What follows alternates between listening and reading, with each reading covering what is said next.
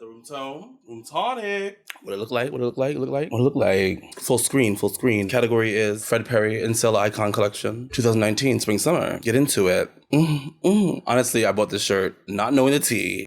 But I have found myself on the streets of Soho into the Fred Perry store. Slate, shale, flint, stone masonry, flat walls. They were very nice to me, very cordial. The shirt was cute, it was on sale. I got it, came back to my office because it was on my lunch break. I was buying clothes on my lunch break, as one does. I don't have a job anymore, so Patreon hit me up. I wore the shirt one day, and men were just looking at me. I was like, I knew I looked cute, but like it wasn't that serious.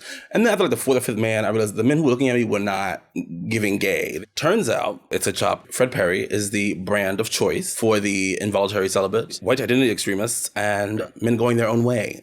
I'm a proud Western chauvinist. And I bought it already and it was cute, so I refuse to apologize. Pause. For creating the modern world. So, let's get into the 18th century. Welcome to Drapetomania, where I make my way, unguided and ill-informed, through art history, visual culture, and critical theory. Get into it. Daniel Chudovicki's 1778 series of paired prints, Natural and Affected Attitudes, shows the moneyed classes of the Enlightenment determining the right-of-way in a horseback encounter, a promenade through a picturesque landscape, and witnessing a sunset, with a special focus on their responses. These images serve as a sort of training manual into the ways of the aristocracy. They had great effect in England, where a century after the Civil War, a newly prosperous merchant class needed guidance into the cultivated life. This is how bad bitches arrive to London and then go to Prague. But given all we expect of any aristocracy, specialty silverware, their names and ranks of the nobility, techniques for holding teacups, strange that these prints don't show any of that. They focus on the internal experience of the upper crust, the natural, read hereditary, responses of old money, the solemn, proper impulses of aesthetic experience. Compared to the untrained, yet somehow affected responses of new money, these etchings show us that in the Enlightenment, there was a right way to look at a sculpture, a neoclassical sculpture, and looking the wrong way could make you the wrong kind of person. Like you bitches can't even smell Prague, my nigga. So we jump forward a couple centuries, cross an ocean, past the American Civil War, and we ask the same question. If this is the right way to look at a sculpture, what do we make of this? Can't trust this country to tell the truth. And of course, a country that does that creates these types of symbols. Almost every day, another one falls. What do we make of this? We're honoring all of the great white men who are being smeared and defamed and torn down. And what of this?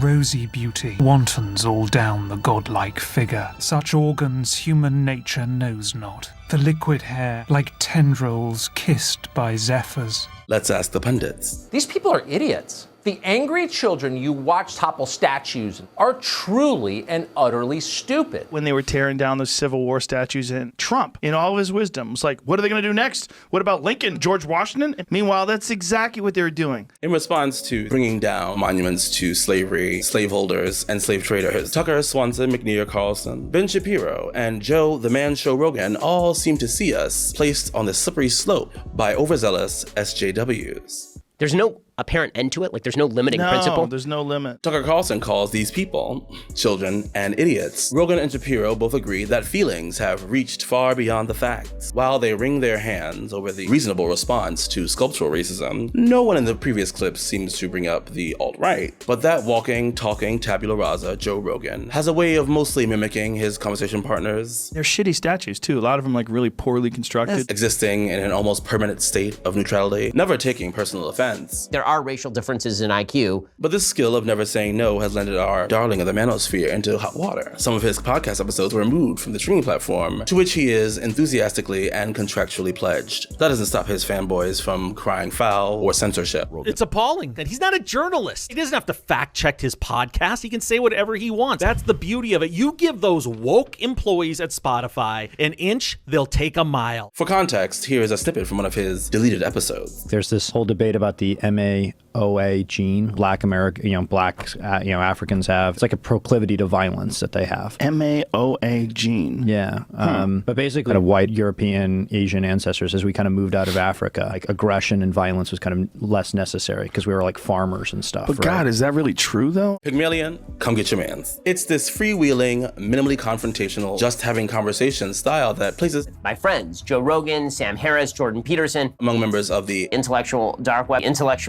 dark web. This is the intellectual dark web. Not to be confused with the sentimental dark web, of course. It is here, swaddled in the bosom of hard fact, sorted into neat masculine boxes labeled Alpha through Sigma. Here that we will find men going their own way, proud boys and incels. Boys and men, mostly white, who in recent times find themselves beset by feeling disaffected, disregarded, disrespected, and denigrated. Or is it denigrated? White people are the best thing that ever happened to the world. We are so amazing, and I love myself, and I love white people. Boys like Kyle Rittenhouse, Dylan Roof, and Elliot Rodger, who before shooting his way into the Hall of the Valkyries, penned a manifesto lamenting his involuntary celibacy. It contains, among many alt-right talking points, the very poignant line, "Ugly black boy be able to get a white girl and not me?" These boys and men meet in places like 4chan. They develop a visual language to explain their erotic plight, and much of it revolves around skulls, all labeled in binomial nomenclature, like naturalists discovering butterflies. Some of the luckiest ones even get plastic surgery to take them from cuck to Chad. You may even have seen memes of Giga Chad, the logical extreme of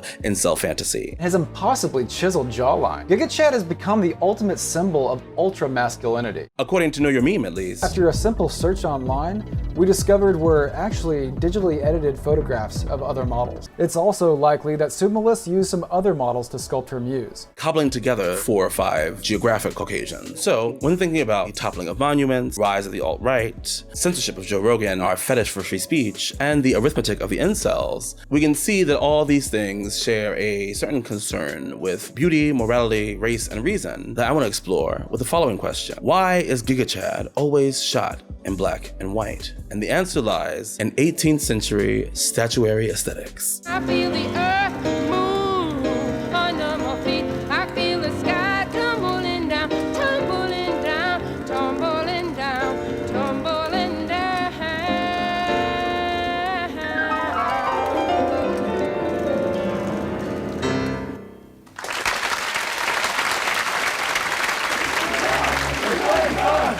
Jews will not replace us. Lighted by a phalanx of tiki torches, we can see a war waged for and against white supremacy, explicitly fought on visual terrain. This series of videos will explore how the alt-right inherits and manipulates some of the rhetoric of Enlightenment. That moment, which purportedly traded in superstition for empiricism, invented the essay, changed the face of Europe, and defined the European face. Modernism, in the Enlightenment sense, is predicated on the individual is capable of independent speech and thought, can act rationally and think rationally. Intellectual dabblers of all sorts took a more systematic, rational approach to increasingly distinct bodies of knowledge. Regarding the rise and fall of monuments, censorship of free speech, and the receding jaws of inferior men, 3 such disciplines concern us: art history, aesthetics, and anthropology. While some of this rhetoric is misinterpreted and manipulated, many of its racial aspects arrive unmodified in the hands of today's alt-right, and you know how much they hate. Radical, postmodern, neo-Marxist. This first video is about J.J. Winkelmann, the origins of art history, and the new scientific flair with which the reasonable became inseparable from the moral and the beautiful.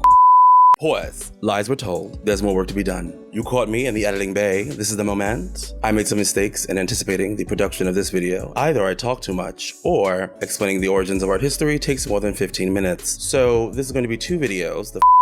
The second video will focus on aesthetics, a branch of philosophy dedicated to beauty, which David Hume and Immanuel Kant gave a uniquely racial twist. This undergirds the alt-right obsession with owning the libs with facts and logic. I'm Elizabeth Warren. Oh my god.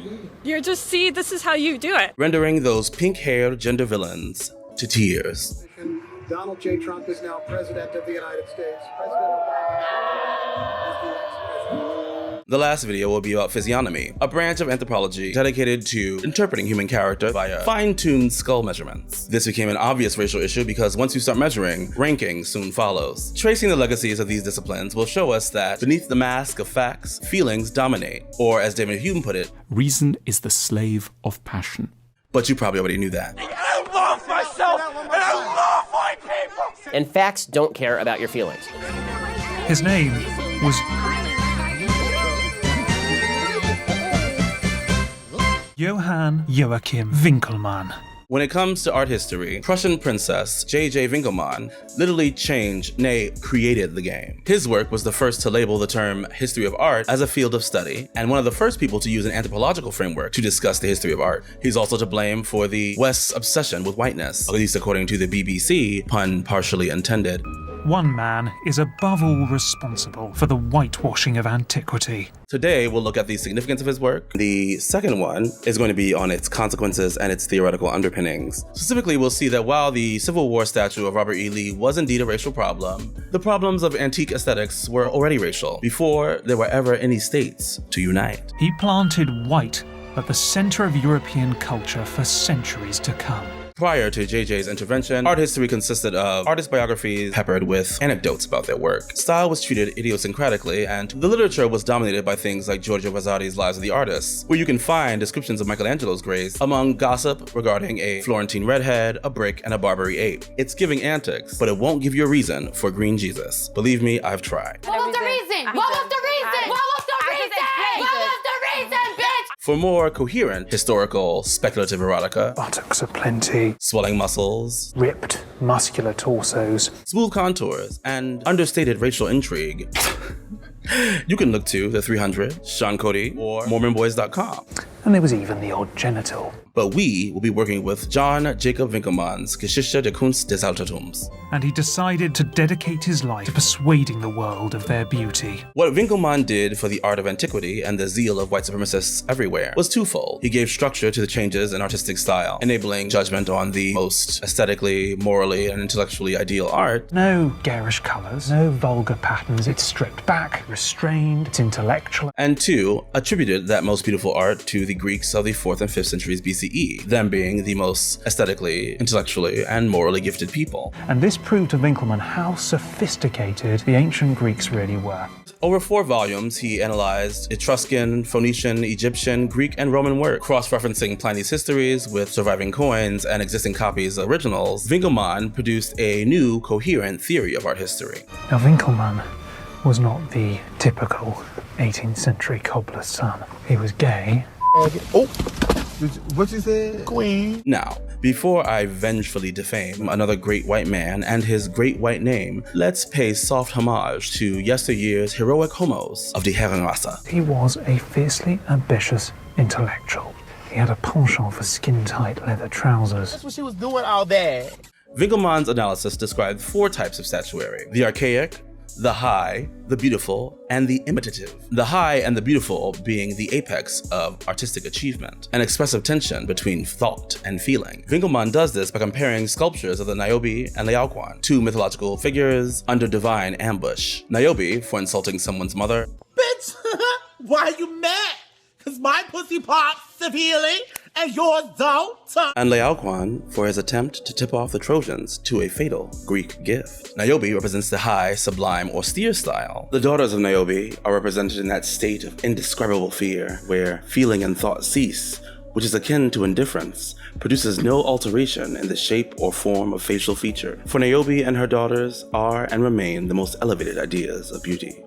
And Laocoon's sensual human suffering represents the beautiful style. Laocoon is an image of the most extreme suffering that manifests itself here in all muscles, nerves, and veins. For while pain drives the eyebrows upwards, the flesh on the eyelids is thrust downwards. While pain swells the muscles, the strongly armed mind manifests itself in the distended brow. Winkelmann gives visual style prime place in his analysis. I don't automatically know where to place my attention when looking at a sculpture, but true, the eyebrows do that when you get hurt or start wincing. And his words make it really easy to understand Niobe's dumbstruck shock.